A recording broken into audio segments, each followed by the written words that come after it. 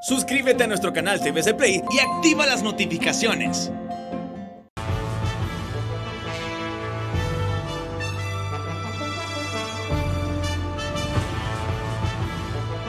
Desde el Centro de Noticias en Televicentro, para Honduras y el mundo, a continuación el foro líder de la televisión en Honduras. Frente a frente, con Renato Álvarez. Frente a frente presenta el tema del día.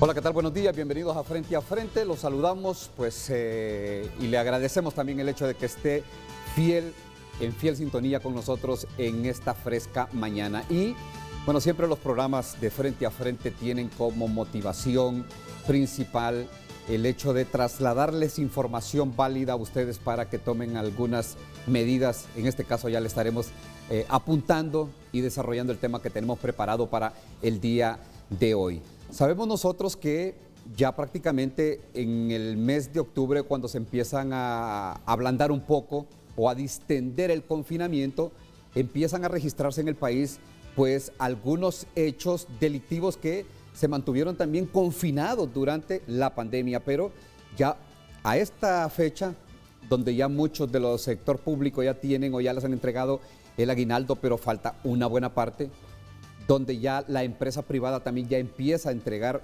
sus aguinaldos, se empiezan a dar hechos violentos. Tenemos algunos videos, ustedes lo miran en un recuadro en la pantalla, de situaciones que han generado algún grado de conmoción a nivel nacional por la pericia que están utilizando los antisociales para cometer ilícitos. Pero en el programa de hoy vamos a hablarles de hechos como estos, ahí lo ven ustedes, un asalto planificado, un grupo de antisociales organizados, vean ustedes, hasta el guardia de seguridad se dieron el tiempo de uniformarse, de saber cuál era el uniforme que tenían los guardias de seguridad, llegan incluso con indumentaria policial o militar a este lugar y cometen un asalto. Me dicen que es en el sector de Olanchito, en Coyole Central, en una agencia bancaria. Y vea, saltamos a otro y ya estaremos en detalle hablándoles de este caso. Hablándoles de este caso porque tenemos a las personas indicadas para que nos hablen de cómo avanzan las investigaciones en casos como estos y también qué medidas puede tomar usted de manera personal y familiar al salir de su casa, de qué forma usted no cae en la exposición de los antisociales en este caso. Miramos estas que son acciones dirigidas, estamos de acuerdo porque a todas luces ven esta imagen usted y hablaba con uno de nuestros invitados en este momento que ya se los presentaré y le decía, a todas luces este delincuente va por la mochila. Su objetivo y el propósito es la mochila. ¿Qué contenía esa mochila?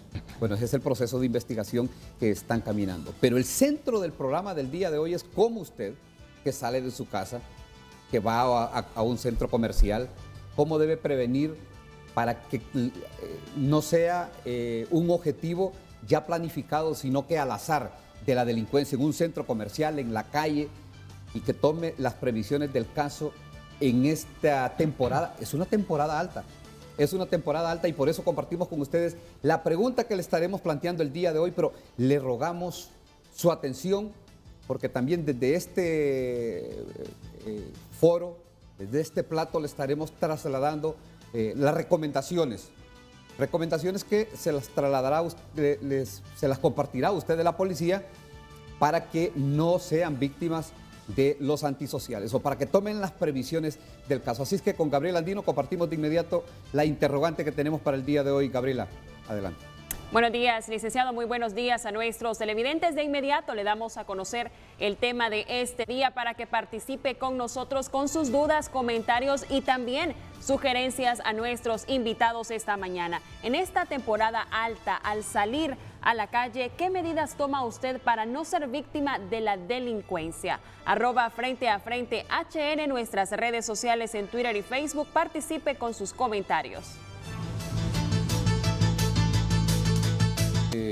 Con el contenido del programa, sin antes felicitar a los olimpistas. Vean, aun y cuando perdió, algunos han empezado a querer hacer leña de esto, aun y cuando perdió la Olimpia, esté entre los 4 mejores de esta liga que se ha vuelto competitiva, que es la CONCACAF, la CONCA Champions. Así que felicidades a los olimpistas.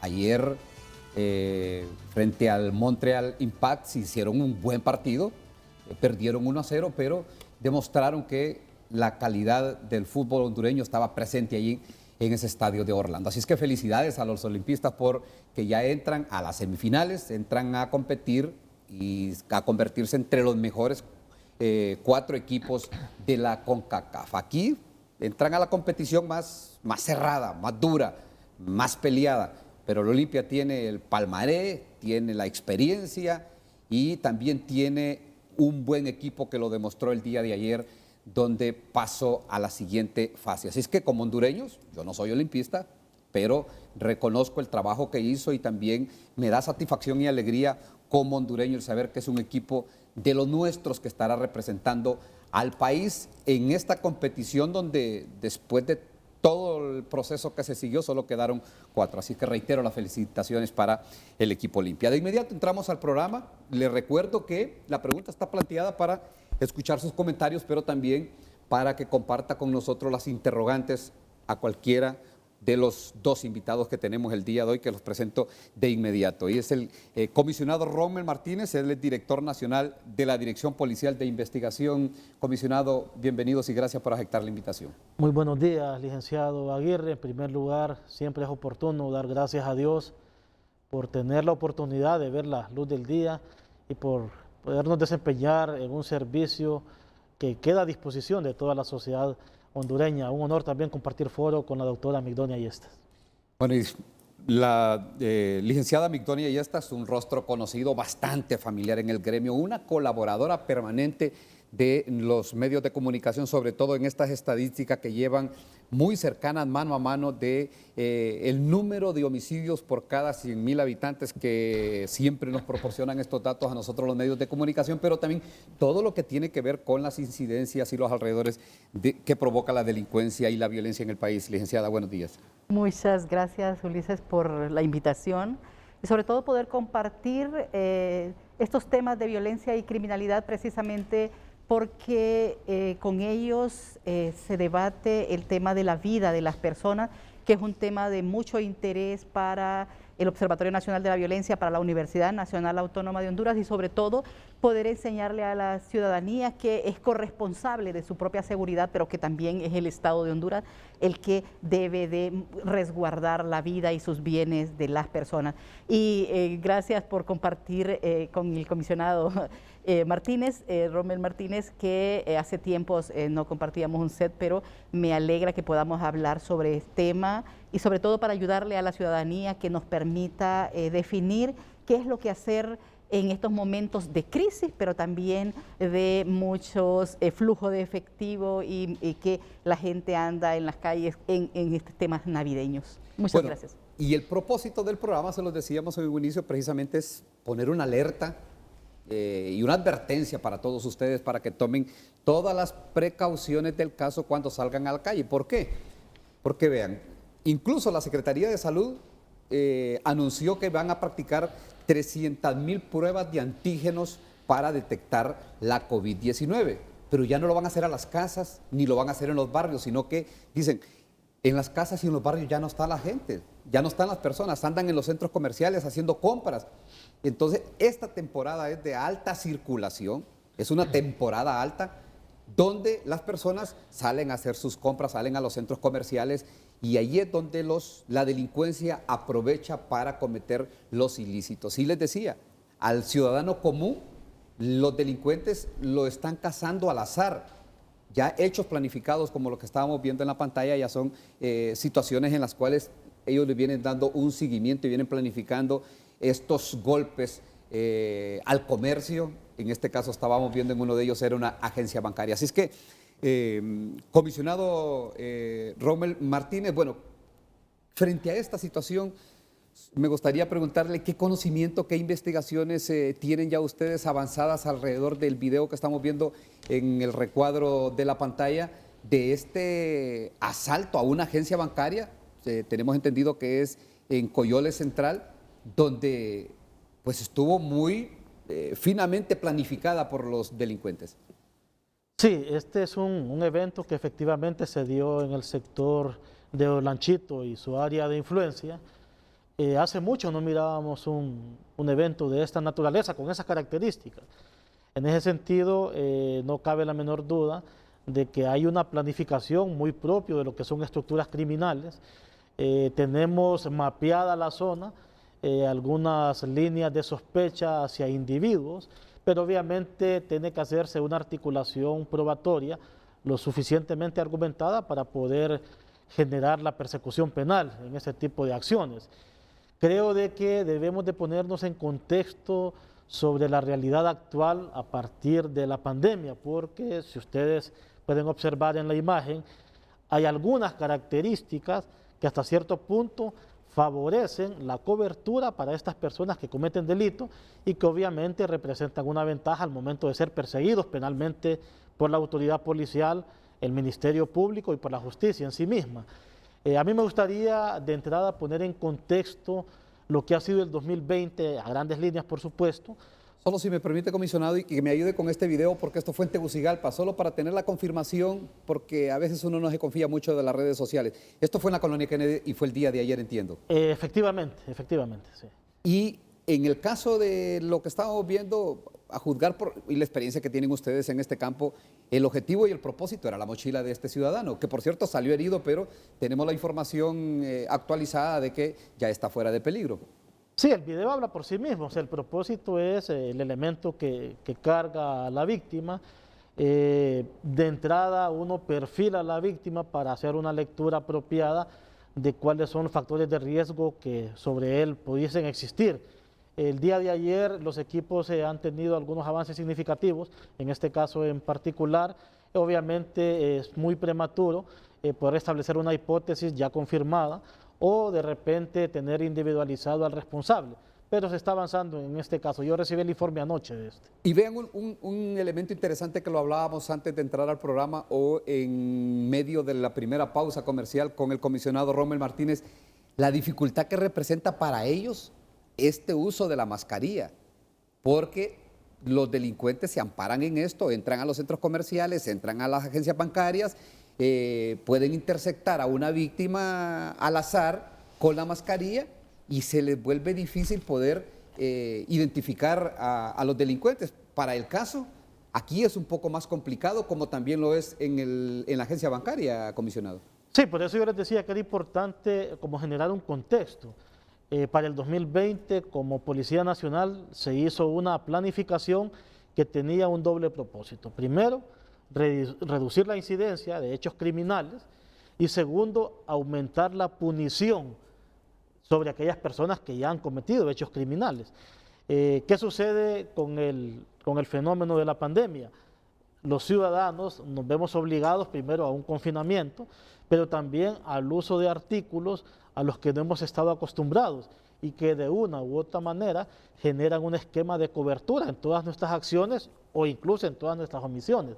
Este es uno de los nuevos desafíos que enfrenta la autoridad en el sentido de que para poder generar punición por un acto delictivo es necesario la individualización del responsable y obviamente este dispositivo cubre gran parte de mi rostro, pero la autoridad tiene que migrar y tener esa versatilidad para poder dar una respuesta efectiva en cada uno de estos eventos. Bueno, y otro de los elementos, otra de las situaciones que se da, y por eso este programa calza en este momento, en esta temporada, y es, Migdonia, que diciembre resulta como uno de los meses donde se dan, los meses del año donde se da mayor incidencia delictiva, pero sobre todo los robos a mano armada, porque hay más circulante y más personas en la calle. Y eso es importante que la gente lo entienda, precisamente porque así tiene que establecer sus propios factores de protección. El riesgo es andar dinero, joyas o elementos que puedan ser, que puedan robarlos la gente, precisamente, y saber quiénes son las personas que van a los bancos, cuánto retiran. Eso ya tiene que ver un círculo cercano de la familia. Y en este momento que ya te están dando aguinaldos y demás comisiones para la gente que trabaja. Es que cae el aguinaldo y el salario. Y entonces juntos. ahí es donde la gente no debe andar con tanto dinero, porque eso es el riesgo para que lo asalten. Y a esta persona que en la Kennedy le dispararon primero, felizmente no lo mataron y él no se opuso para que le quitaran su mochila, que asumo que andaba dinero. Y eso hizo que salvaguardara su vida, que eso es importante, porque la pregunta es cómo reaccionamos nosotros como personas, cómo nos comportamos ante un hecho. Y ahí es donde usted puede tener ese factor de riesgo de perder la vida. Pero sobre todo que tengan las medidas necesarias para cuando salga de su casa, cómo dejar su casa, cómo vestirse, qué portar personalmente y sobre todo qué es lo que lleva. Por eso es que es importante cuando hay mucho dinero es que no salga con tanto dinero y si va a llevarlo tiene que ir acompañado, asumo, de personas que le ayuden a protegerse, porque una persona sola, pero vea, el otro que anda, una pistola, anda cubierto, no se puede reconocer, pero además tiene la logística para que lo estén esperando para salir corriendo de ahí, porque ese es el otro tema, no va a salir caminando cuando precisamente ha hecho un asalto. Se va muy fresco de la escena de... Sí, sale corriendo y ese es el punto. Entonces, lastimosamente no se puede ver más allá, pero asumimos que lo están esperando para sacarlo de ahí y que no sea reconocido, porque recuerde que los criminales también establecen sus propias logísticas para burlar la autoridad, para que la autoridad no los reconozca y sea un poco más difícil. Pero ahí es donde le digo eso. con la frescura que sale caminando. Sí. Sale caminando. Ahora, en este caso, comisionado, ¿frente a qué estamos? Porque puede tener una característica ya la actividad delincuencial en esta temporada, por aquello de que venimos del confinamiento y muchos dicen han estado ellos con mucha sed para delinquir o para obtener o quitarle las pertenencias a las demás personas, a la gente honesta. Se puede dar esa característica porque llama la atención cómo este fulano que luego sale caminando con mucha frescura, pero antes le dispara a este otro ciudadano y se pueden encontrar con eso de que andan más decididos a cometer un ilícito, pero también a atentar contra la vida de otras personas por lo que venimos, por lo que hemos pasado. Sí, más allá de la función o de la misionalidad de prevenir y combatir el delito, creo que es sumamente importante esa vinculación que tenemos ahora con esquemas de veeduría social, con el manejo estadístico, precisamente para hacer prospectiva y poder hacer los ajustes en cuanto a las estrategias, tanto de prevención como de investigación de los delitos. Si yo echo una mirada a diciembre del 2019, me doy cuenta de que diciembre del año pasado fue el mes más violento. Se tuvo, si mal no recuerdo, 465 homicidios. Claro, hay una situación estacional durante el periodo de Navidad que impone otras condiciones de vida. Hay mayor flujo de efectivo, hay un aguinaldo que se recibe y se induce a la actividad comercial, al consumo. Y en este año, en donde se incorpora un nuevo elemento, que es la pandemia, que obligó a un aislamiento, a un confinamiento, se da una válvula de escape en el momento mismo en que se abre la circulación de todos los dígitos y la gente acude masivamente, por supuesto, unos con más responsabilidad que otros, hacia lugares o espacios públicos en donde hay mayor exposición. Es interesante echarle un vistazo también a octubre de este año, que es cuando recién se abrió la circulación de todos los dígitos, en donde se presentan cifras inusuales de homicidio en relación a los meses anteriores. Octubre, entiendo, es el mes que mayor homicidio presenta, pero noviembre sufre nuevamente un bajón, que eso obviamente satisface porque hay una contención de esa tendencia que quería nuevamente incrementarse. Diciembre debemos de ponerle mucho cuidado por las circunstancias propias del mes. Hasta el momento de ayer tenemos una cifra manejable que quizás nos permita tener un saldo frente a diciembre del año pasado positivo, en el sentido de que se den menos eventos violentos. Ahora, este año, Migdonia, apunta para ser un año más violento en comparación al 2019, porque están hablando que podría cerrar entre 37 y 40 homicidios por cada 100,000 habitantes. Eso si hacemos el parangón con el año que pasó, ¿cómo ¿Cómo se establece? Mire, el año pasado la tasa de homicidio cerró en 44.9 por cada 100.000 habitantes y eso con cifras que ya hemos validado y tenemos datos únicos con la Policía Nacional y Medicina Forense. Eso es importante establecerlo. En segundo lugar, este año, como decía el comisionado, es atípico.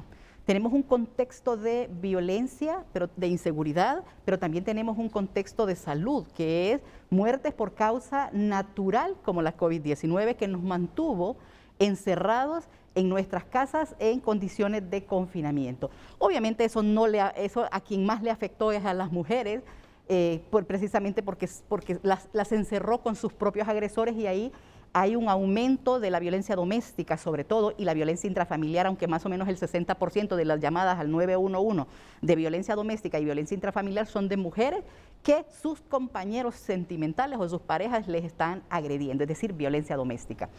En materia homicida, si vemos el promedio de los últimos 3 años es 10 víctimas diarias, es decir, que se mantiene el número de víctimas diarias y eso con datos que presenta la Policía Nacional. Segundo lugar, el año pasado 44.9, el año anterior 41.4 por cada 100.000 habitantes y este año estamos en ese promedio de 37 a 40 por cada 100.000 habitantes, es decir, con todo ese contexto que hemos hablado, la violencia y la criminalidad va a reducir. Obviamente no el impacto, ¿verdad? Porque si analizamos por qué hay tanta violencia y criminalidad en un país donde nos ha mantenido del 15 de marzo encerrados hasta el mes de octubre y solo saliendo con un dígito, entonces ahí hay otras preguntas.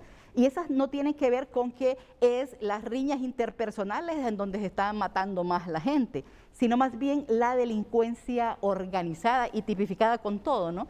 Desde los ajustes de cuentas, el sicariato, las peleas entre bandas criminales, los que se matan en las cárceles, los que también hay peleas por territorios, que son los que están dejando más muerte y criminalidad en el país. Es decir, que si tenemos que apuntar estrategias, tienen que ser en doble sentido. Uno que tenga que ver con la criminalidad organizada y transnacional sobre todo, y otra que tenga que ver con la convivencia de las personas. Ahí hay un promedio entre 15 y 20% de los actos delictivos que se cometen en la convivencia, es decir, la violencia doméstica, la violencia intrafamiliar que llevan a muerte, las peleas entre personas que terminan en muertes violentas y hay homicidios múltiples. Este año y los años anteriores que la gente no sabe cómo resolver los conflictos y lo escala a tal grado que lo lleva a una muerte. Y hay ejemplos, por ejemplo, un cantinero que se pone a tomar y se pone a discutir con sus clientes y ahí hay un homicidio múltiple de 3 personas en un mismo hecho y sobre todo es convivencia. Es decir, la gente cómo se relaciona, cómo se comporta y también hay que estudiar la intencionalidad de todas estas muertes violentas. Pero si lo analizamos desde los números en comparación a los años anteriores, en número de víctimas hay una disminución de más de 500 este año, pero si en promedios diarios estamos igual, 10.9, 10.2, 10. En el presente año, es decir, 10 homicidios diarios se mantiene, pero realmente hay una disminución y esta es el año pasado fue un aumento, pasamos de 41.4 a 44.9 por cada 100.000 habitantes. ¿En Centroamérica seguimos siendo el país más violento? En Centroamérica somos uno de los países que más violenta. Guatemala, por ejemplo, tiene una tasa de 16, es lo que estaba escuchando en un foro el otro día. ¿Diarios? 16 homicidios por cada 100.000 habitantes. No, está muy bajo de Entonces, está muy nuestra, bajo. sí. Si aquí nos comparamos el Triángulo Norte, siempre somos las comparaciones. Obviamente hay otros países y por la tasa poblacional no aparecen en tan altos las tasas precisamente porque eso disminuye. Pero el número de homicidios en muchos municipios y muchos países son muy altos, pero las poblaciones ayudan a que sean más bajas las tasas. Ahora, comisionado, estábamos viendo otro de los videos de otro asalto. No tenemos el lugar preciso donde fue, pero sí es de los últimos días, que tiene mucha similitud y muchas características con el asalto del banco, de la agencia bancaria en el sector de Olanchito. Entra uno de los antisociales y es como uno de los repartidores. O sea, sabemos que el delito tiene diversas modalidades para actuar, pero ¿esta información y esta denuncia ya les llegó a ustedes? Bueno, este es parte de los nuevos formatos que se imponen a partir de la pandemia, que eso en esencia uno de los puntos de análisis en este programa.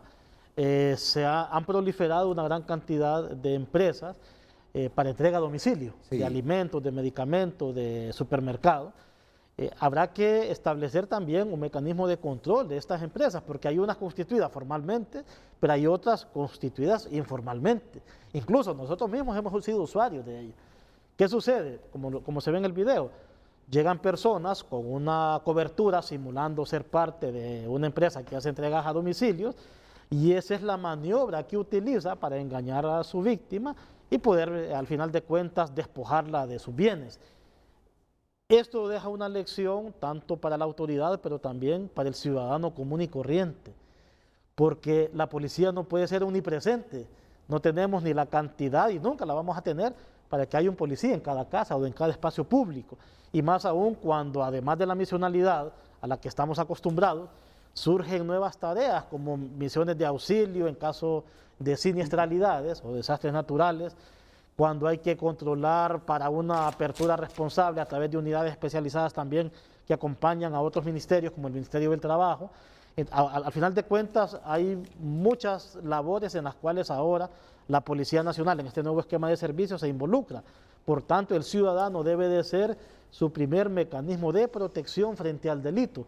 Como decía la doctora Migdonia, criminológicamente hablando, hay una categoría de víctima que es aquella que colabora para ser victimizada. El ciudadano debe de evitar caer dentro de esa categoría. Por supuesto que a partir de una lectura adecuada del contexto nacional y regional, porque esto no solamente se da aquí en nuestro país, esto se da en la región, en países de primer mundo. Debemos de estar alertas ante este fenómeno que es parte de las sociedades. Obviamente las autoridades buscan bajarlo a niveles de tolerancia, pero también la comunidad juega un papel determinante. La pandemia nos impone un nuevo estilo de vida, nuevos riesgos, nuevas amenazas, nuevos desafíos, y todos debemos de estar preparados para poderlos enfrentar de manera efectiva. ¿Tienen conocimiento de este asalto? ¿Les llegó la información? ¿Están en la investigación del mismo? De este en particular no manejo el detalle.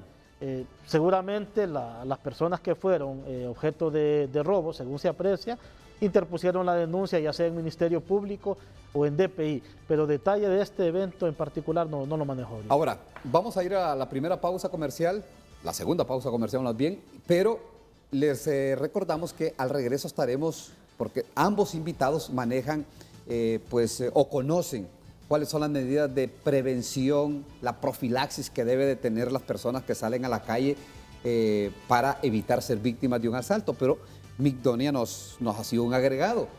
No solo en la calle está el peligro, muchos de los delincuentes están esperando y vigilando que usted deje su casa para, mientras usted anda a la calle, saquearle la casa o entrar a su vivienda.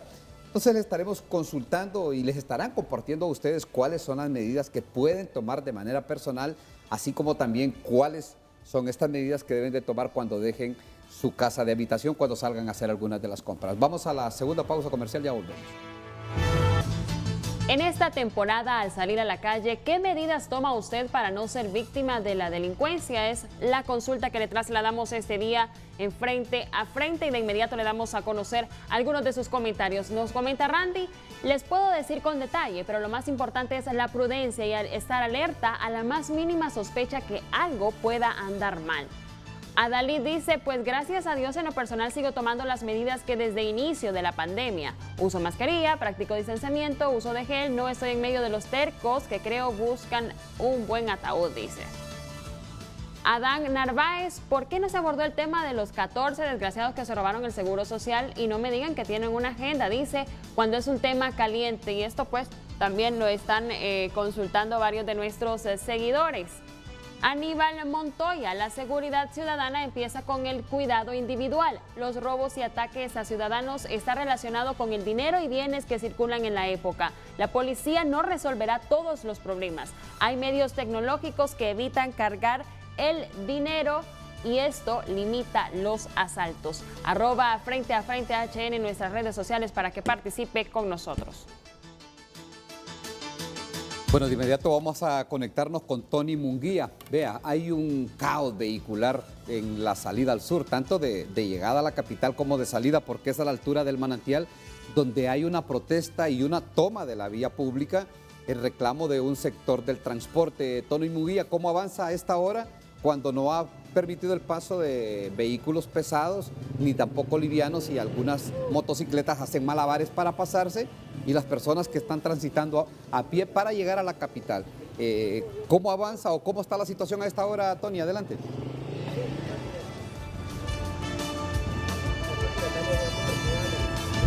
Buenos días, Ulises, amigos, compañeros de Frente a Frente. Así es, estamos ubicados específicamente a la altura de la colonia El Manantial. Siguen las protestas aquí por parte de los transportistas interurbanos. Son diferentes rutas las que se han tomado debido a que le están exigiendo al gobierno que le cumplan con lo que habían prometido. ¿Se recuerda usted de aquella vez donde también ellos estaban pidiendo trabajar? Pues en esa ocasión ellos habían llegado a un acuerdo con las autoridades del Instituto del Transporte Terrestre, por lo tanto dicen ellos que esos acuerdos no se han cumplido. Entre ellos son acuerdos que ellos necesitan bonos, son acuerdos como también préstamos, y asimismo le están exigiendo a las autoridades que cese ya el cobro de extorsión, que disminuya al menos esta situación, porque ellos ya no hayan qué hacer. Entonces esta es la situación de la salida al sur a la altura del Manantial aquí de Tegucigalpa. Nadie entra, nadie sale, solo vemos personas caminando, vemos personas con motocicleta, porque quizás hay algún espacio de cómo circular y cómo avanzar. Sin embargo, el transporte pesado, el transporte de carga, los demás autobuses que se dirijan al departamento de Choluteca o los que vienen, no pueden entrar ni salir de la capital del país. Vemos gente caminando. A esta hora de la mañana sigue esta protesta que es a nivel nacional. Uno de los puntos también que está tomado es la CA5 en el departamento de Comayagua. Aquí la gente está pidiendo jalón a los motociclistas para irse a los diferentes centros de trabajo. Van a llegar un poquito tarde las personas que se dirigían a sus centros laborables. Mire usted, estas son las personas que están caminando aquí a la altura, repito, de El Manantial. Esta cola que vemos de diferentes vehículos, de diferentes transportes, llega hasta más allá de lo que es la posta de El Tizatillo. Esto es lo que está ocurriendo, situaciones a nivel nacional, no solo aquí en la salida al sur. Es un poco difícil, es un caos vehicular increíble el que estamos viendo con estas imágenes totalmente en vivo, y que se las hemos llevado también a través de TN5 Matutino desde horas muy tempranas.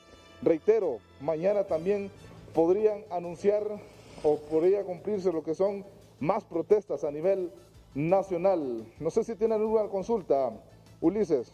Pendientes, Si no, Tony. con usted.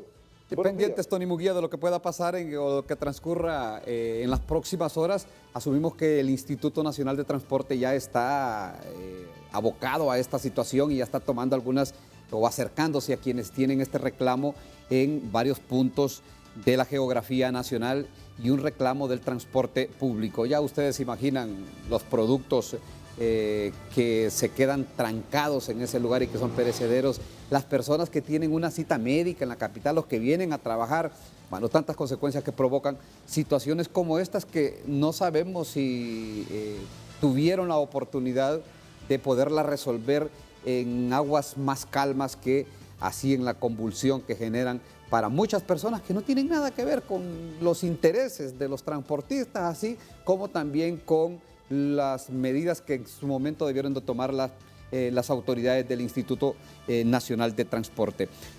Regresamos al tema, comisionado. Muchas de las personas, aun y cuando ya se han dicho, vale la pena como refrescarles qué medidas debe de tomar para proteger su casa y también como para protegerse ellos cuando salen a la calle en esta temporada alta donde los antisociales, el AMPA, pues juzgan de que anda dinero en el bolsillo porque sale a comprar, y algunos dicen, no solo está en juego el 14avo, el aguinaldo, el salario, sino que mucha gente en esta temporada saca sus ahorros para hacer compras. Bueno, el abanico de medidas de prevención a partir de la conducta misma del ciudadano es interminable y creo que todas parten del sentido común. Decía la doctora Migdonia, evitemos andar grandes cantidades de dinero. La tecnología actualmente me permite desde un celular hacer todos los pagos que yo necesite en materia de servicios públicos, en materia de pago de colegiaturas. Cualquier necesidad yo la puedo satisfacer desde un dispositivo celular, por lo menos en la mayoría de los casos. Segundo, no pueden haber ya empleadores que hagan pago o hagan efectivo los pagos con dinero. Existen 1000 formas para evitar ese tipo de riesgos mediante cheques, con transferencias electrónicas, o sea, es interminable. Si vamos a salir de nuestras casas, adoptar todos los mecanismos que aseguren que éste no sea violentado, desde algo tan sencillo como recomendárselo al vecino, hasta cómo asegurarse de que quede debidamente cerradas las puertas, que no existan espacios que permitan el ocultamiento de alguien que ingrese a la casa, no ser suntuoso también, no dejar aparatos eléctricos conectados, porque no solo se corre el riesgo de ser víctima de la delincuencia, sino también de algún evento imprevisto, de alguna siniestralidad. No concurrir a centros poblacionales de alta aglomeración, no solo por el riesgo o la exposición a ser víctima de un delito, sino también no olvidarnos del contexto de la pandemia. Esto debe de ser una constante, no solo en el mes de diciembre, que por su esencia misma atrae personas a los comercios, sino también por lo que viene del otro año 2021. La pandemia todavía sigue vigente y va a implantar enormes desafíos porque es una nueva realidad la que estamos viviendo. La policía, repito, tiene una misión ya establecida, pero situaciones de conflictos entre el rubro del transporte, que lo acaban de poner en imagen, genera una nueva misionalidad para la Policía Nacional y obviamente eso distrae de la misión principal. La contienda política también va a generar distractores y esperamos de que haya un comportamiento ético y moral a la altura para que en la medida de lo posible evitemos empeñar nuestros recursos fuera de la misionalidad que tenemos establecida por la Constitución y por nuestra ley orgánica. Ahora, en estos meses, Migdonia, la delincuencia, la violencia se dispara en el mes de diciembre, porque el comisionado nos decía que según los números y las estadísticas que manejan ellos, el diciembre del año pasado fue como el más violento. ¿Está asociado precisamente a eso, a la delincuencia común, al robo a mano armada, al secuestro express y a otras acciones de los antisociales? En los últimos años que el observatorio con fuentes oficiales analiza, sistematiza información sobre violencia y criminalidad, establece que el mes de diciembre es el más violento. Y aquí tengo uno de los gráficos en el del 2018, en el del 2019 y como le decía uno de los diputados cuando la norma de las dos hombres en el transporte, todos los meses de diciembre y seguido del mes de enero son los más violentos. Obviamente hay muchas circunstancias, pero en temas de robos, hurtos, es el mes de diciembre precisamente porque hay más flujo de efectivo. Pero yo quiero también referirme a un tema antes de todo lo que pasa, y es que, por ejemplo, en la última encuesta de percepción de inseguridad y victimización que el IUTPAS y el Observatorio Nacional de Violencia estableció con apoyo del Instituto Nacional Demócrata como indicadores de seguridad ciudadana, porque también no solo hay que ver el tema de los homicidios, sino que la percepción o lo que opina la gente sobre el tema que nos convoca, la inseguridad. Y en primer lugar se establece que el 89.9% de la población dice que Honduras es un país inseguro, porque sobre esa premisa es el actuar de las personas cuando van a establecer compras o salir de su casa. En segundo lugar, que aquí quiero verlo, la percepción de inseguridad en el entorno social. Establecen en un 60.6% que el transporte urbano colectivo es el lugar más inseguro para conducirse. Entonces, ahí también tienen que ver cuáles son sus factores de protección a la hora de llevar dinero de una colonia a otro si se van a transportar en los autobuses o los taxis. Segundo lugar, el siguiente lugar más inseguro es la vivienda donde viven. Por eso es que yo les decía que es importante también las medidas que hay que tomar en la vivienda. Primariamente el transporte, la vivienda. La vivienda y luego los espacios públicos, es decir, las calles. Ya vimos que salen corriendo, que ahí los asaltan.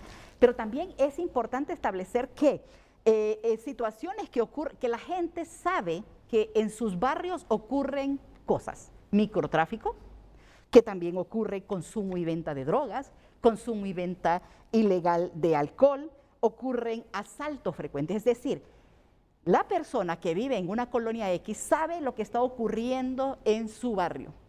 Lo denuncia o no, allá es otro tema. Porque además de eso, la confianza que las personas tienen en las instituciones también es un problema. Ya decía, menos del 32% confía en las instituciones. Y a la hora de interponer una denuncia, confía en la Policía Nacional. Entonces, eso es importante porque siempre hemos dicho a la ciudadanía que queremos una policía más efectiva, que queremos una policía ciudadana, que eso es lo que esperamos a futuro porque confiamos en que la policía sea lo mejor y el referente en el país. Pero cuando les preguntamos cuál fue el nivel de efectividad en la denuncia que interpuso, ahí hay problema. Por eso es que es importante, y ya el comisionado Rommel Martínez decía, o sea, andar esto, poder identificar, se vuelve también un problema a la hora de efectivizar ese victimario que es el que está cometiendo. Pero hay otro tema importante que es necesario también establecer, que la gente no confía en las instituciones, pero tampoco confía en sus vecinos. El 50% de la gente dice que no confía en la gente que está a su alrededor. Vive en una colonia, pero no conoce al vecino, no sabe quién es. Y entonces, por lo tanto, no interactúa y no establecen medidas que les permita a esa colonia, a ese barrio, a esa aldea o a ese municipio establecer medidas de protección ante la inseguridad. Y ahí se vuelve un problema. Por eso es que es importante la cohesión social en estos momentos, la organización comunitaria. Por eso es que ahí vuelvo a otro llamado a los políticos. Miren, no coopten a las organizaciones comunitarias o a los gremios, precisamente porque ellos tienen una labor. Y no es para un partido político que se hace un patronato, por ejemplo, porque los patronatos en las aldeas tienen que ser de los nacionalistas o de los liberales o de los libres, depende del partido que esté en el gobierno. No es posible, es una organización comunitaria que lo que hace es eso, cohesionar, tener y conocer qué es lo que está pasando en su barrio para actuar en función de ello. Antes nosotros teníamos mucha confianza. Yo fui maestra rural, trabajé en una aldea y había un alcalde auxiliar que andaba con su bastoncito y era de la persona que más respetaban en la aldea. Yo trabajé en una aldea que caminaba 2 horas y media desde el Paraíso hasta la aldea. Y era muy respetable. Y en la pregunta ahora, ¿por qué se les quitó ese liderazgo a los patronatos, a las juntas de agua? Precisamente para que ellos hacen ese factor de contención y de confianza en las aldeas, en las comunidades, precisamente para mejorar la inseguridad. Hemos hecho estudios como Instituto Universitario de Democracia, Paz y Seguridad para definir qué es lo que pasa en municipios como Potrerillos, en el departamento del Paraíso, o Umuya, en el departamento de Comayagua, y por qué ahí no hay muertes violentas. 40 municipios el año pasado, 40 el año 2018, no se presentó ningún hecho violento. Entonces la pregunta es, ¿qué pasa ahí? Y lo que hay es una buena relación entre la institucionalidad, el liderazgo comunitario y la población. Y ahí es donde también es importante. Ahora, en este caso, y vamos a dejar en el tintero para irnos a la pausa comercial, comisionado, el hecho de que usted decía, hay varias formas de poder prevenir ser víctima de un asalto, o por lo menos que un delincuente no le lleve el dinerito que le dan en el mes de diciembre, que puede ser su salario y el bono que se recibe en diciembre, con la tecnología. Pero yo les voy a compartir una historia, una anécdota que yo viví de alguien que fue a sacar al banco, y por cierto es un olanchano, fue a sacar al banco un olanchano que radicaba allá por el sector del Empira, y fue allá donde le pasó eso, que él sacó como 40,000 empiras del banco y andaba 2 bolsas, y en una de las bolsas él se confundió y le dio el dinero a alguien confundido con otra bolsa que tenía ahí, que creo que eran unas verduras. Y entonces en su momento pudimos preguntarle, hombre, pero si ya manejas cantidades, porque era un cafetalero, si manejas cantidades como esas, ¿por qué mejor no usar el banco, estos depósitos o giros que se hacen? ¿Y sabe cuál fue la respuesta? Es que si yo no ando el dinero en la bolsa, me parece que no ando dinero, o me parece que soy pobre. Y mucha gente no se da cuenta que están estos medios electrónicos, las transferencias que sean electrónicas. Pero mire, los que están en el campo, porque también se están dando estas incidencias en el campo, sobre todo en estos momentos que está en el corte del café y que se maneja mucho circulante para pagarle al cortador, vean, ellos no creen en estas operaciones, no toman ninguna precauciones para evitar ser víctimas de un robo, de un asalto, sino que a esta gente le gusta, y a mucha gente de la ciudad también, sentir que andan el dinero en la bolsa. Ulises, pero yo quiero adelantar algo. Mi familia es cafetalera y yo me he preguntado cómo puede hacer mi familia y toda la familia cafetalera, porque es el rubro que más la ciudadanía o la población tiene. ¿Cómo hacer para no pagarle directamente o llevarlos a la casa y pagarles y tener que firmar? Ese es un buen tema. Primero porque si se los pagas a través del banco, muchos de esas son gente exageradamente pobre que no tiene una cuenta bancaria. En el campo no van a ir a una Y entonces la agencia pregunta bancaria. es cómo hacer, y ahí es donde se requiere el apoyo de la Policía Nacional. Por ejemplo, y voy a hacerlo claro, en El Paraíso, donde yo tengo más conocimiento, pero seguramente pasa en Lempira, ¿cómo se llama? En Comayagua, La Paz, de todos los productores de café o Copán, pero en El Paraíso. Hay una zona donde asaltan, en este momento es el mayor asalto. Hay 2 muertes violentas en esos asaltos por robarle 500 lempiras a la gente. ¿Cuánto gana un cortero diario? Depende de las latas que corte, ¿no? Correcto. Pero también es que a la semana, los sábados le están pagando, o los domingos, pero no es por día de la semana. ¿A qué hora se va un cortero para la finca? A las 4 de la mañana. ¿A qué hora regresa? 3 de la tarde. ¿En qué momento le pagás y cómo lo haces? Ese es un buen punto. Y lo otro es que como todavía y discutimos con mi familia cómo hacerlo, y todavía no hay forma porque ellos no van a ir, ¿qué día van a ir al banco a cobrar el dinero si realmente necesitan, porque ese es su salario semanal? Y otro tema importante ahí es la presencia de la autoridad en esas zonas.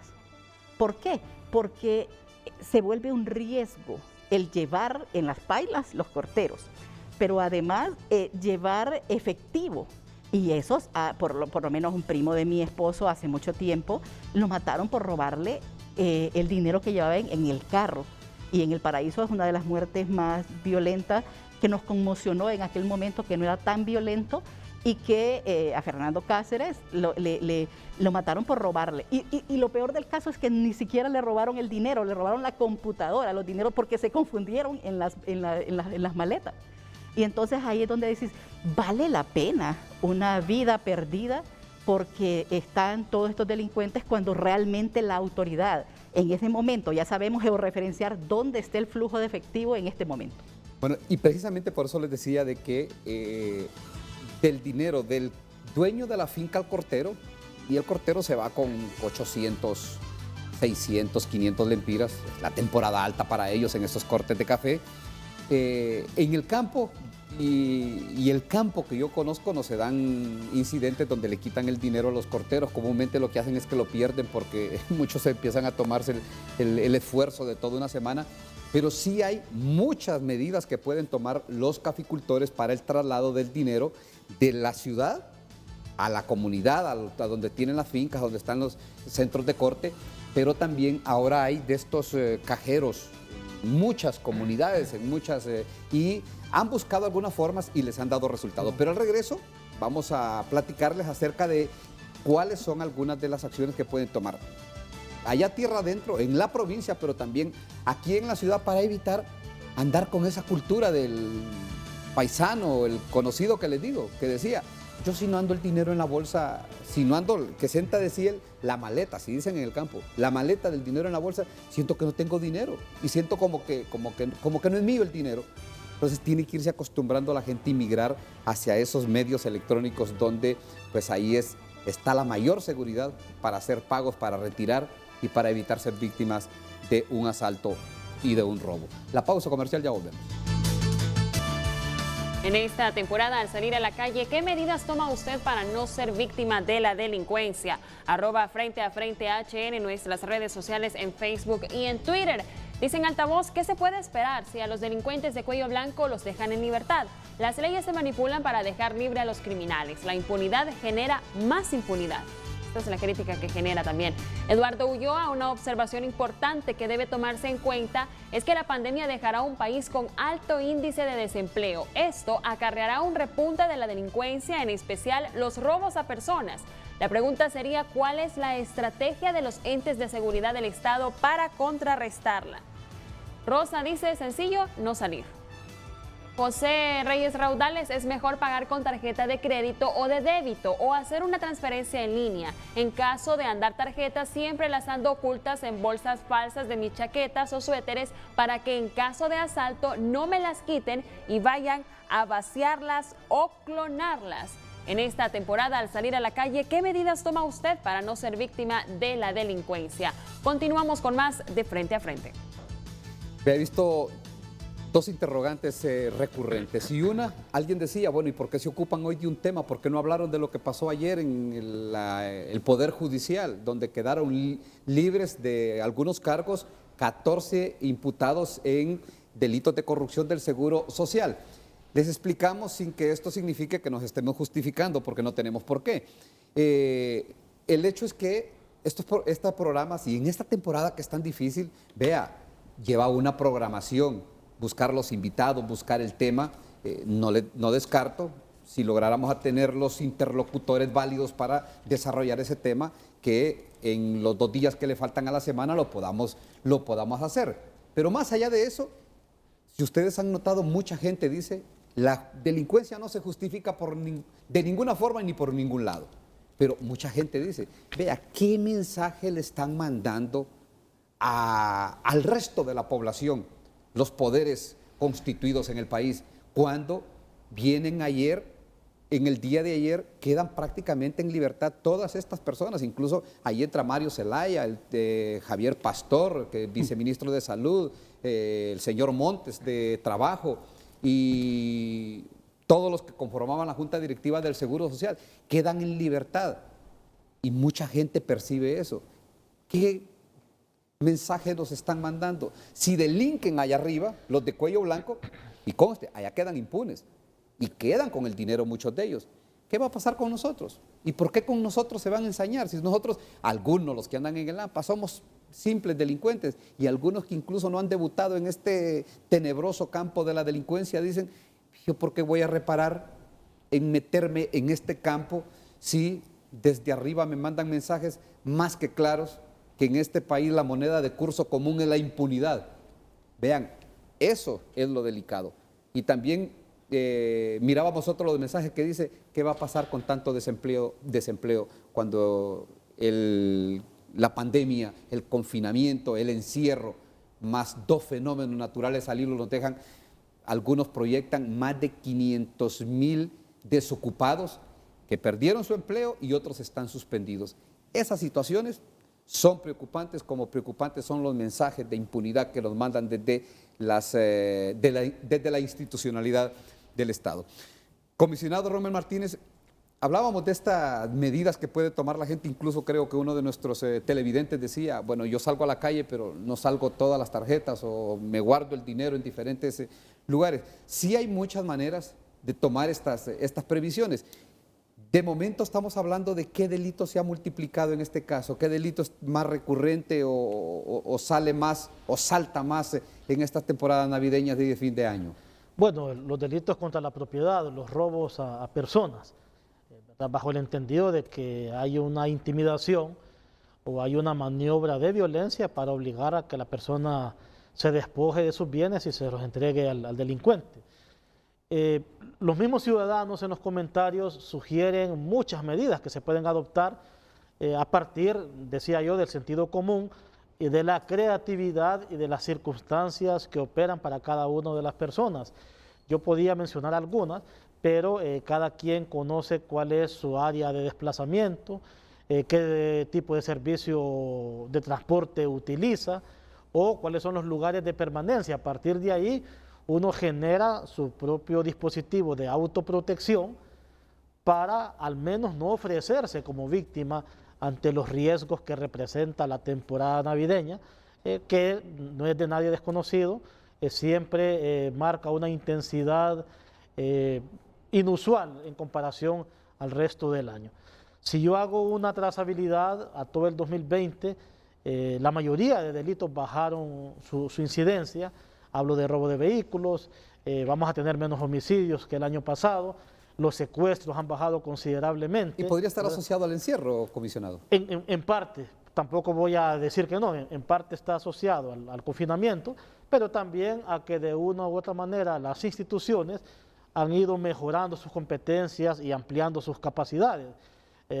Para mencionar algo, los laboratorios de policía científica de DPI han venido a generar un esquema de satisfacción de prueba técnica al Ministerio Público que permite acusar con mayor contundencia e evitar situaciones de impunidad. ASJ creo que hizo un estudio este año que marca de que el índice de impunidad se ha reducido en los últimos 4 años en 6 puntos. Es importante porque ASJ es un veedor externo y es el representante de Transparencia Internacional. Sin embargo, el confinamiento también trae sus propias complejidades. Decía la doctora Migdonia, el confinamiento expuso a la mujer a la violencia doméstica y a la violencia intrafamiliar. Y aquí tenemos una doble captación de información. Primero, los registros en 911, que obviamente aumentaron, ¿verdad? Hay una gran cantidad de cifras. Y también los registros tomados en módulo en DPI o Ministerio Público, que disminuyeron precisamente por el confinamiento. Entonces, cada uno de estos fenómenos debe de analizarse de manera muy ajustada para que podamos obtener la información correcta y hacer los replanteamientos estratégicos de las instituciones con el propósito de afrontarlo con efectividad. Pero cuando digo instituciones no me refiero únicamente al sistema de operadores de justicia, sino también a otras instituciones que hacen prevención social. A estas personas que han quedado sin desempleo hay que buscar la manera de generarles una oportunidad digna y también legal para que se ganen su vida. Y esto ya sale del esquema propio de las instituciones de seguridad. Ahora, Migdonia, esta sí es una preocupación y por eso va a ser la insistencia en la interrogante y en darle más espacio en este foro, el hecho de que uno de nuestros televidentes planteaba ahí el hecho de que a principios del próximo año, a mediados del próximo año, la delincuencia podría recrudecerse por tantas personas que están quedando sin un empleo, por tantas personas que están quedando sin la posibilidad de poder llevar algo a la refrigeradora de sus casas. Y esto podría ser un fenómeno multiplicador de la delincuencia en el país. Mire, por eso es importante que cuando hablan de corrupción, de mal gobierno, de impunidad, y que la gente está quedando sin empleo, el Estado sea efectivo y sea transparente en las acciones que realiza. Porque como han salido otros países de las depresiones es dándole trabajo a la gente. Porque obviamente este año hay personas que dicen 500,000 desempleados. He escuchado a empresarios que dicen más de 1 millón. Es decir, ¿cuántos desempleados o suspendidos vamos a tener? Y ahí es donde... Y quiero ser reiterativa, en esta encuesta le preguntamos como experimentos a la gente, si alguien se queda desempleado y roba, ¿usted justifica eso? Y la respuesta es no.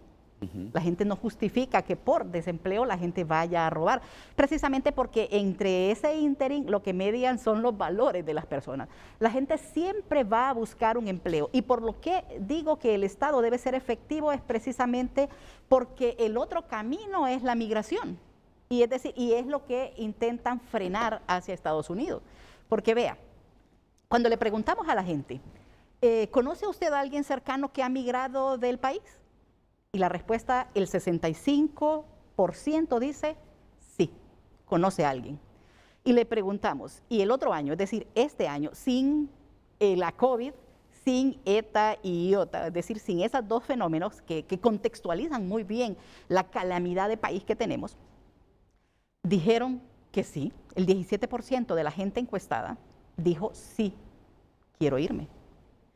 Y con este contexto, la pregunta, si le hacemos esa pregunta en este momento, ¿cuánta gente quiere irse? Porque realmente tiene que darle de comer a sus hijos, tiene que trabajar. Ahora la gente que le gusta cortar café, porque no todos pueden cortar café, ¿verdad? Es decir, porque esa tarea que es de grano a grano no es fácil, requiere motor fino para eso. Cuando los que somos profesores sabemos eso. Y no toda la gente lo puede hacer y no a toda la gente le gusta andar en las fincas, ¿no? Entonces, no hay empleo y la pregunta es, ¿qué vamos a hacer con la gente que ha perdido el empleo y que necesita trabajar? Y no es porque muchas veces los empresarios no quieran, es que vendés, que exportás en este momento cuando el mundo está en una pandemia. Entonces, por eso es que es importante la creatividad del Estado y que no haya corrupción y sobre todo que no se manden esos mensajes de que a los corruptos hay que sacarlos libres porque a los pobres hay que dejarlos en la cárcel porque no tienen cómo defenderse, ¿verdad? Y no tienen cómo justificarse en un nuevo código penal que los va a dejar libre. Entonces, ahí es donde el mensaje que se manda con estos temas, que seguramente lo van a abordar posteriormente, es la impunidad. Si hablamos de impunidad, por ejemplo, en el tema de mujeres, que es un tema que me apasiona porque precisamente eso estudié además, ¿no? Mi posgrado es en ese tema. 404 mujeres perdieron la vida el año pasado. Eso es grave, es el 10% de todos los homicidios. Pero si solo nos focalizamos en mujeres, vemos que el 60% en los últimos años son femicidios, es decir, su pareja les quitó la vida. Pero si solo la vemos el año 2019, el 74% de esas muertes violentas, de esas 404, fueron femicidios. Y si hacemos la correspondencia de cuántos de esos 404 se judicializaron en ese año, 22. ¿Qué significa eso? 94.5%, es decir, 95% se quedan en mora judicial o en impunidad. Y ahí es donde está el problema.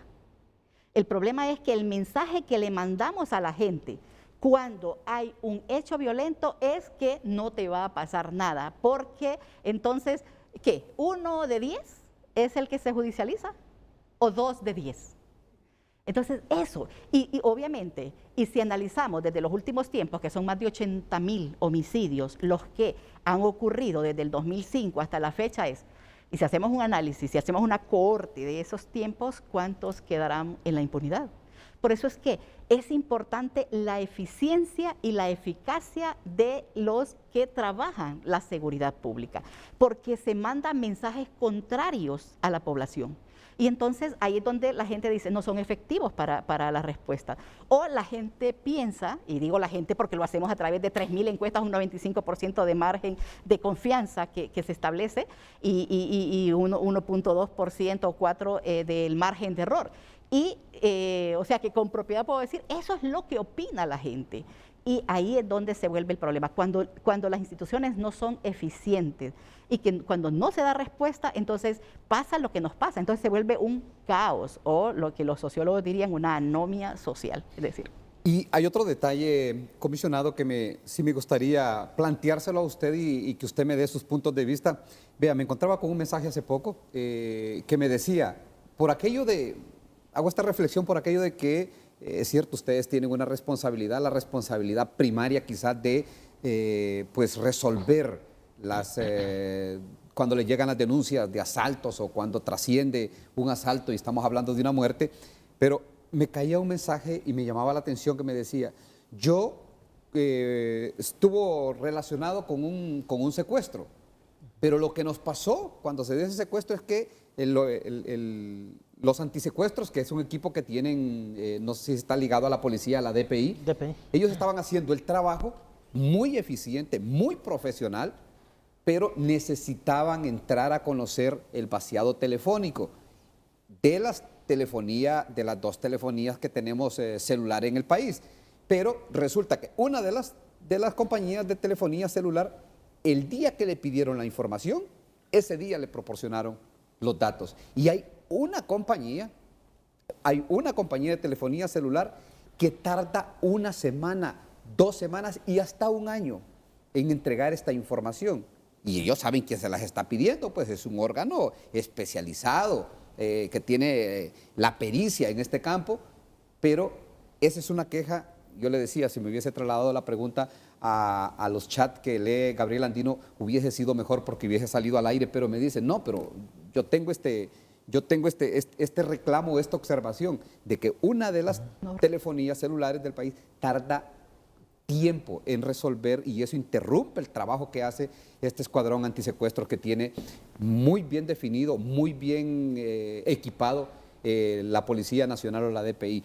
Pero, ¿se encuentran recurrentemente con estas situaciones, comisionado? Dos comentarios voy a hacer respecto a esto. Uno, lo que dice el ciudadano nos está pasando con varios casos. Hemos elevado ya los informes correspondientes al Ministerio Público para que se tomen las medidas necesarias, porque es una obligatoriedad la que tiene toda la arquitectura social para colaborar tanto en la prevención como en la persecución del delito.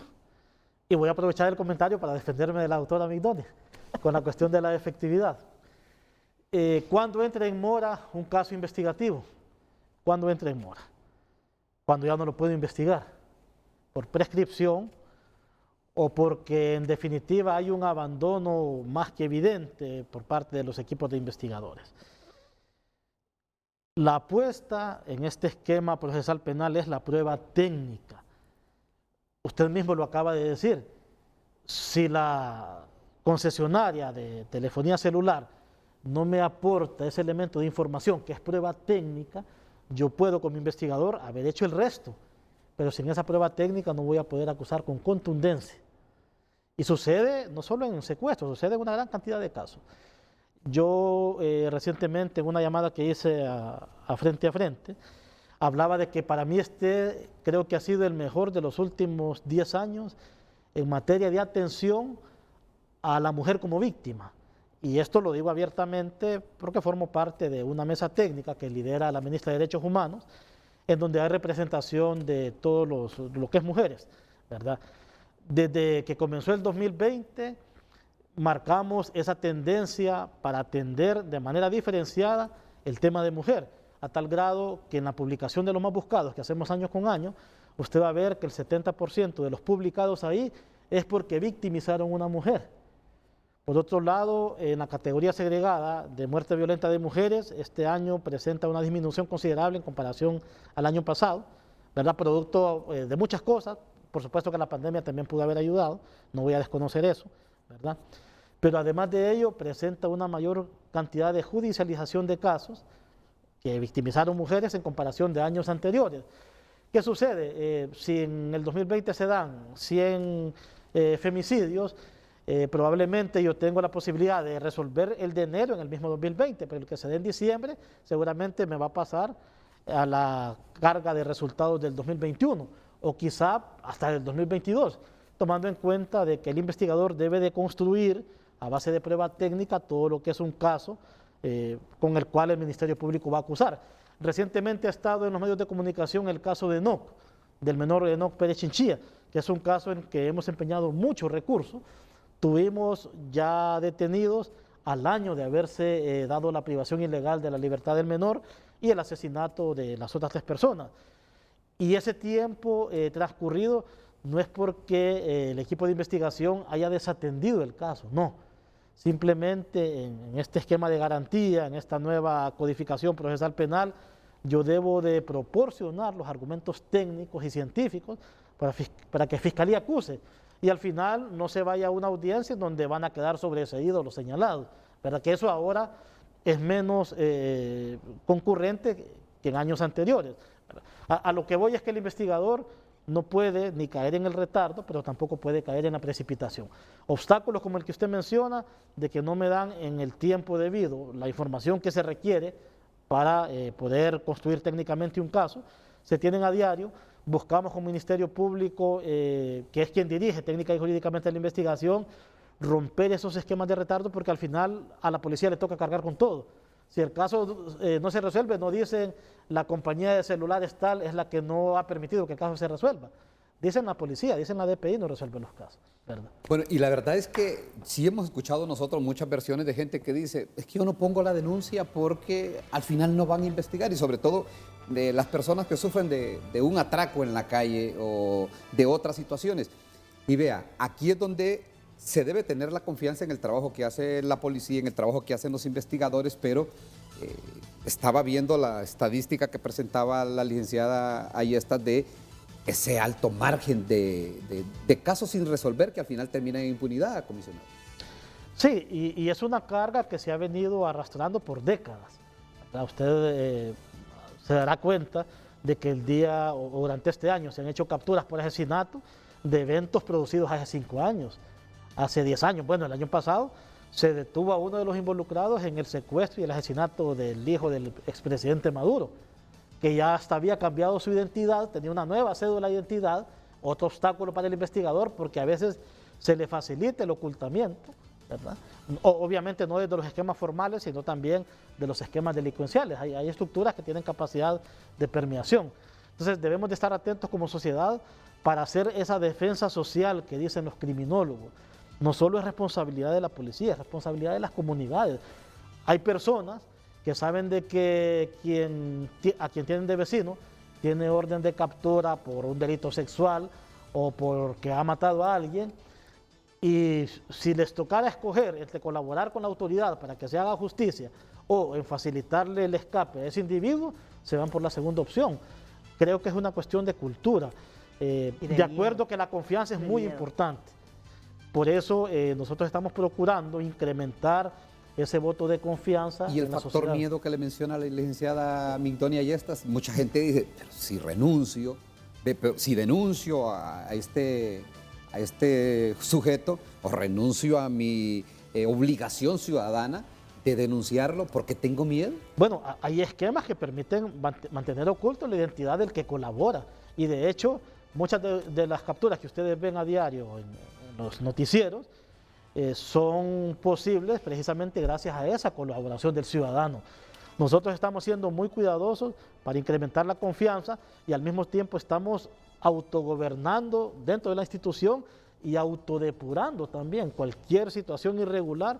No dudamos en ponerla en donde debe de estar, que puede incluso generar la cancelación de un funcionario o la judicialización de un caso en contra de un funcionario que no actúa conforme a la ética y la moral. Bueno, y esa colaboración de la que se está hablando, que es necesaria para poder hacer como un conjunto de esfuerzos para poder terminar con la impunidad en el país, de muchos casos sin resolver, pues tiene que ser de todos los sectores, pero la licenciada Migdonia Ayestas nos proyectaba un número que a mí me llama mucho la atención, pero también me llena de preocupación y que tiene que ver, que dice que existe un 50% de estadísticas que manejan ellos desde el Observatorio de Violencia de la Universidad Nacional Autónoma de Honduras, donde, y usted me corrige si estoy equivocado en esto o lo escuché mal, un 50% de personas que no tienen confianza en el vecino, que no confían en el vecino.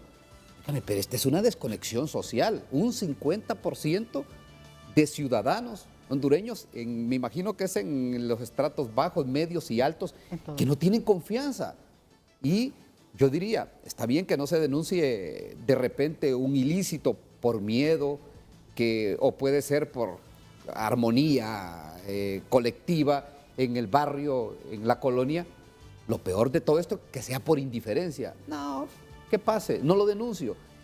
Pero sí me llama la atención, pero me llena de mucha más preocupación que en esas estadísticas que manejan ustedes hay un 50% de personas que no confían, y usted me decía, de repente ni conocen al vecino. Y esto es importante porque es que podemos ver la confianza, ¿verdad? ¿Cómo confío yo en alguien? Y ahí, cuando se analiza la confianza, primero se analiza si él confía en las instituciones. Y ya definía que menos del 32% es el porcentaje de confianza en las instituciones. Y vea usted que el que más confían es en los militares, en la Policía Militar del Orden Público y seguido de Fusina. En el grado intermedio queda la Policía Nacional y ahí es donde es el trabajo, lo que se hace como institución, como Observatorio de la Violencia y como instituto es poner evidencia científica. ¿Para qué?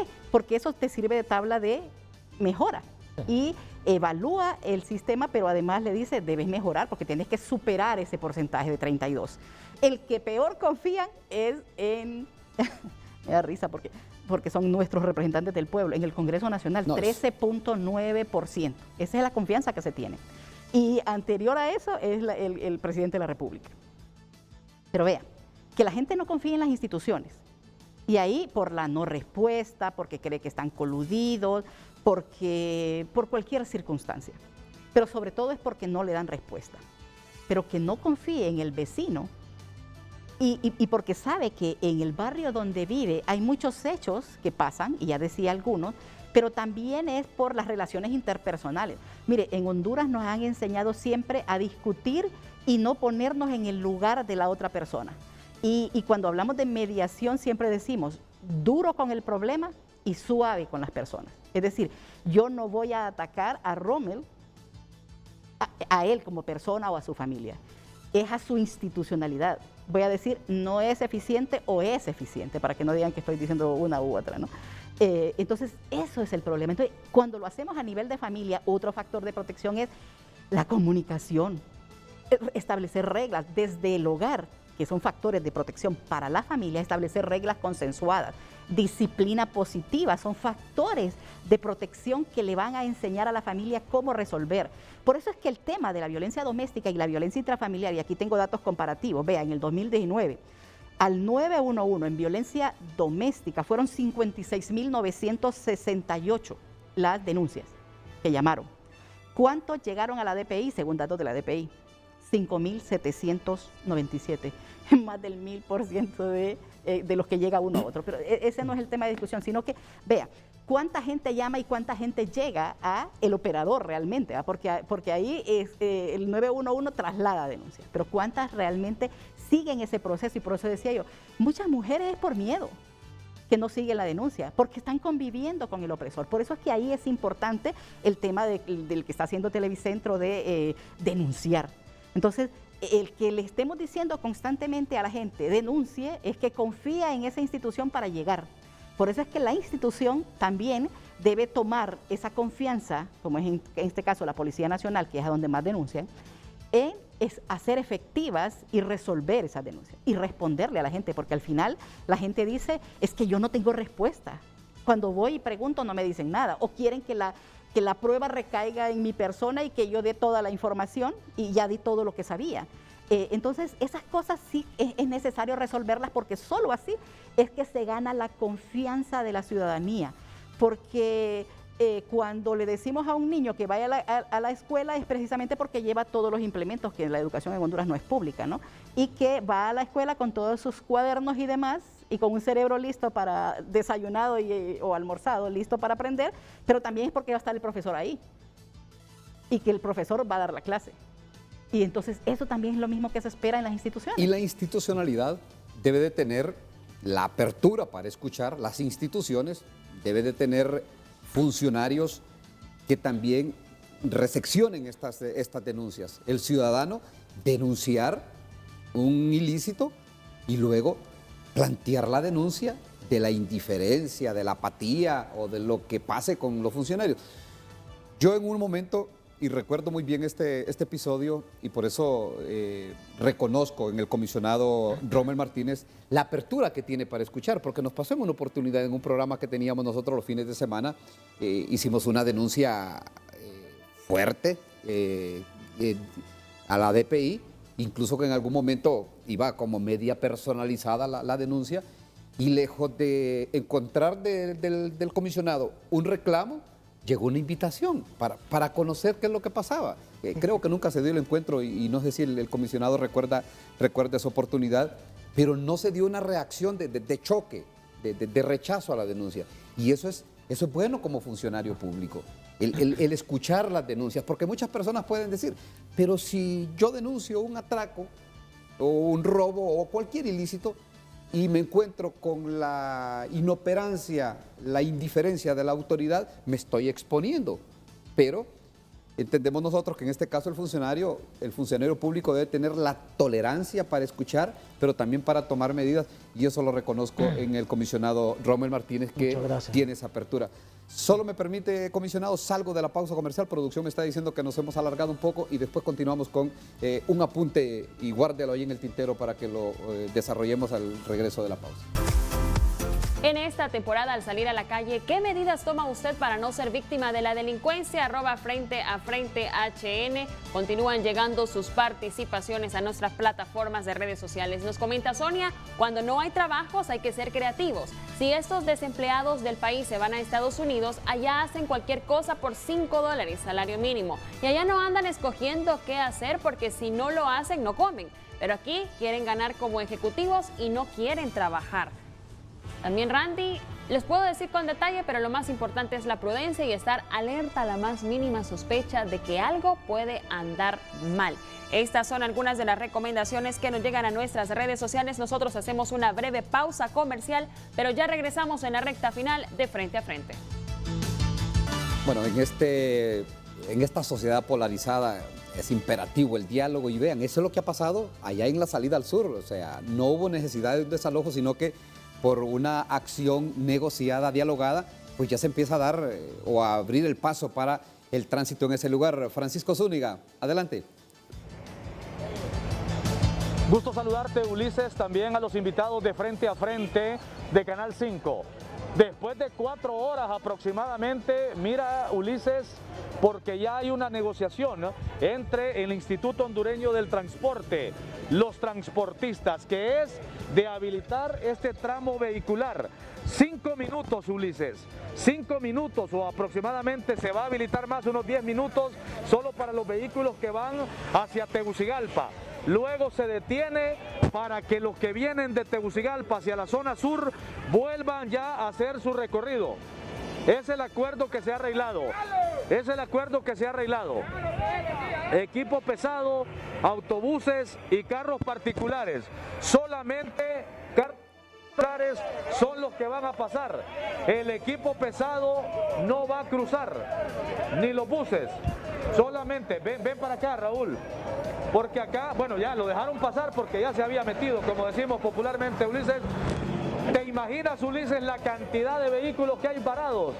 Desde las 4:30 de la mañana y hasta esta hora que llegamos a 10 minutos para las 9, esto es cantidad de vehículos. La mayoría son carros particulares y algunos autobuses que están cruzando. Por ejemplo, mira, Ulises, los buses no van a pasar, los camiones no van a pasar, solo carros livianos. Solo carros livianos, es el acuerdo que se ha arreglado. Solo vehículos pequeños son los que van a cruzar. Carros grandes no van a cruzar, ni buses ni rastras. Solo, bueno, aquí está Oscar que está dando el indicativo, porque lo que quieren es únicamente ayudar para que pasen los vehículos pequeños, los vehículos livianos, tal como se había anunciado. Imagínate, Ulises, que esta fila de vehículos televidentes de Frente a Frente estaba casi llegando ya a Ojojona y estamos en la colonia El Manantial.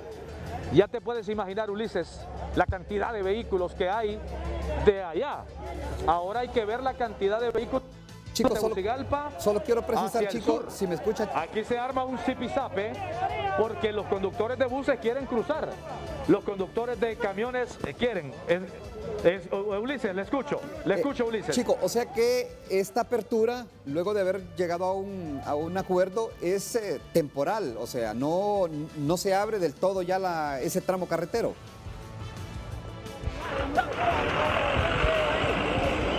No, Ulises, no se abre de un solo, Y aquí está el amigo Oscar. Oscar, estamos para Frente a Frente de Canal 5. No se abre de un solo el tramo, porque está preguntando Ulises Aguirre en Frente a Frente de Canal 5, que no se abre de un solo, que solamente es pausado. Pausado, correcto. Estamos dando como le dije y le reitero, la transmisión que ustedes hicieron, nos muestran la gente que está sufriendo, que va a hospitales, que va a citas, que va a cirugía. Habilitamos el paso para carros pequeños nada más. O sea que camiones y buses no van a cruzar. A los camiones los podemos dejar pasar. Ajá. Que lleven producto perecedero. Que lleven producto perecedero, pero buses no. Okay. ¿Por qué? Porque así como nosotros ganamos, esta lucha no solo es para mí. Esta lucha es para todos y ellos van a salir beneficiados. Si el gobierno da algo, es para todos. No estamos pidiendo solo para estos 4 que usted mira aquí. Claro. Estamos pidiendo para todo el transporte. ¿En Yaguacire ya terminó la protesta? No, siguen o sea igual, que y con la misma medida. Un carril nada más. Gracias, Oscar. Ulises, Pues ahí está. Mire usted la cantidad de vehículos que están cruzando. Le piden al conductor del bus que retroceda, porque solamente vehículo particular va a cruzar. Autobuses no quieren cruzar porque, según lo que dicen los dirigentes y los protestantes a esta hora, es que tienen que unirse, dicen ellos, a la lucha también. Ahí está, no lo van a dejar cruzar. No lo van a dejar cruzar. Tiene que estacionarse para que pasen únicamente, Ulises, televidentes de frente a frente, vehículos particulares. Vamos a ver la rastra, si lleva producto perecedero.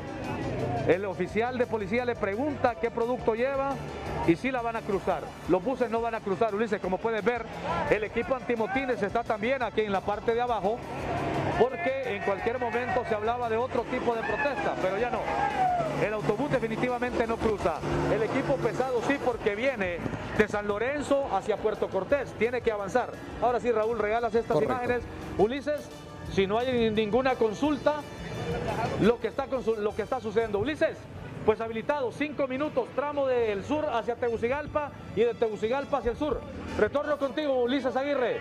Gracias, de frente a frente, adelante. Gracias, Francisco Zúñiga. Bueno, pero ya es un avance.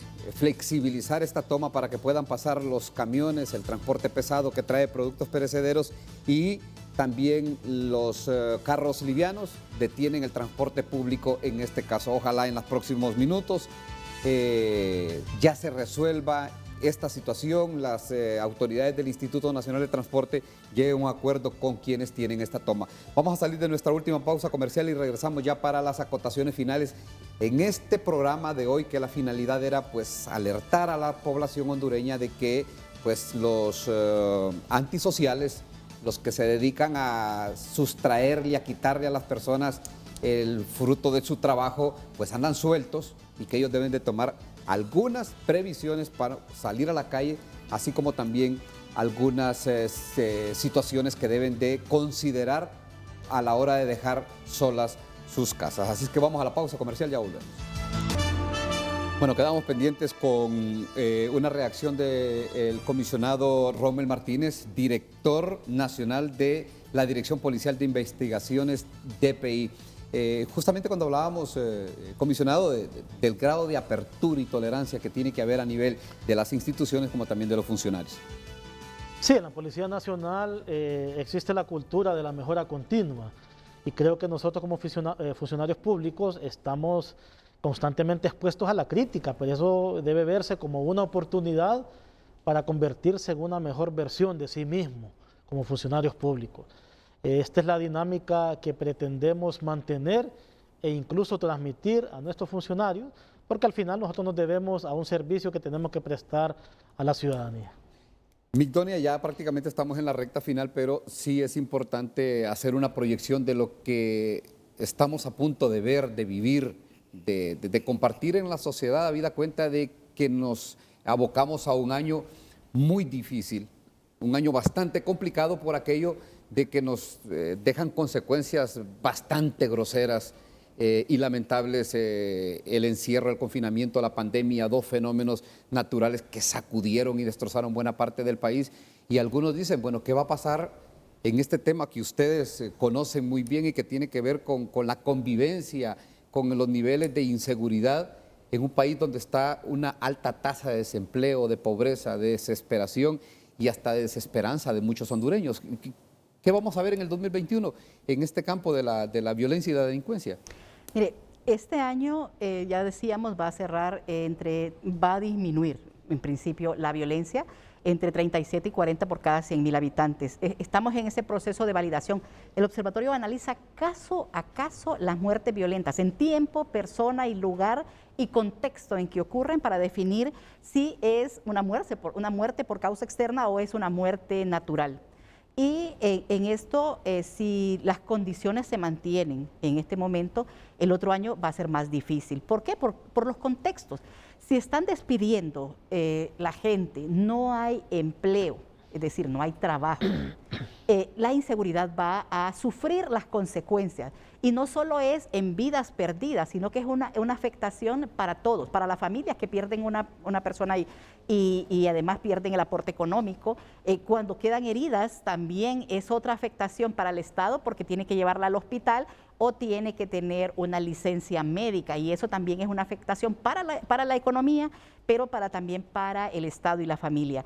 Eso va a ser complicado si no se mejora y no se previenen las violencias. Por eso es que este tema es importante, cuáles son los factores que ayudan a protegerse de la violencia y de la inseguridad. Y para empezar, cuando les explicamos a los estudiantes que como observatorio y como instituto desarrollamos la formación para líderes comunitarios y municipios, en este momento estamos con COSUDE haciendo una formación para el departamento de Choluteca y de Valle, y les explicamos el modelo ecológico, les decimos, es un asunto personal, es un asunto familiar, es un asunto social también. Es decir, que tenemos que analizarlos en todos los niveles para no ser víctimas de la violencia, o sea, en qué contexto vivo, cuáles son mis formas de cómo resuelvo un conflicto, si soy agresivo o no, o si soy una persona que tengo mucha actividad económica y me voy a poner en riesgo. Por eso es que la gente debe entender que muchas de las previsiones dependen de ellos, es una gestión personal, y luego otras que tienen que ver con las instituciones que deben dar seguridad y justicia. Ahora, la policía como tal, comisionado, ¿está consciente del reto que le espera en un año bastante difícil, con mucha presión social, producto de lo que ya hemos dicho, del desempleo, de la pobreza que se va a acentuar por la pérdida de empleos, por la pérdida de muchas actividades productivas? Yo podría mencionar 5 líneas que representan o que reflejan el desafío que tenemos que enfrentar en el 2021. Primero, la conflictividad social. Si desde los esquemas gubernamentales, desde los esquemas comunitarios, desde los rubros, desde los gremios, se aporta el diálogo para la solución de esa conflictividad, vamos a poder tener un 2021 mejorado en comparación a los años anteriores. Segundo, la contienda política, porque es un año muy propio, es un año de elecciones. Esperamos, no solo Rómulo Martínez como funcionario público, sino como ciudadano también, de que exista la altura ética y moral de los actores de esta contienda política. Tercero, el impacto económico que deja la pandemia, que deja la siniestralidad o los huracanes. Bueno, hay un binomio conceptual que es indisoluble y es prosperidad-seguridad. No puede haber seguridad si no hay prosperidad, y si no hay seguridad no va a haber prosperidad. Todos debemos de promover y sumar a ese binomio conceptual. Cuarto, lo que hoy es bueno en este año, o sea, la disminución de casi 600 homicidios en el 2020, puede ser una meta muy difícil de superar en el 2021. Por lo tanto, debemos de afinar nuestros esquemas de acción e intervención para que la tendencia en la disminución de los homicidios continúe. Y quinto, que finalmente la falta de captación de tributo por todo lo que sucedió en el 2020 va a impactar en los presupuestos de las instituciones. Entonces vamos a tener que hacer más con menos.